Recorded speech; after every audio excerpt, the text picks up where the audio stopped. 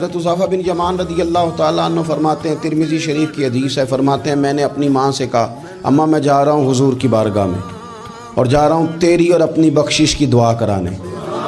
फरमाते हैं मस्जिद नबवी शरीफ में मैंने मगरिब की नमाज़ पढ़ी, इशा तक मैं बैठा रहा क्योंकि हुज़ूर भी नमाज़ पढ़ के बैठे रहे। नमाज मुकम्मल करने के बाद इशा की नमाज का वक्त हो गया, हुज़ूर तशरीफ़ फरमा, इशा पढ़ी और नमाज़ पढ़ के फिर भी हुज़ूर ने तवज्जो नहीं फरमाई।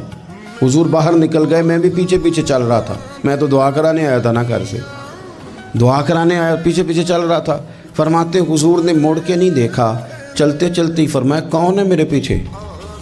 अभी मैं बताने ही लगा था तो खुद ही फरमाने लगे हुज़ैफ़ा है।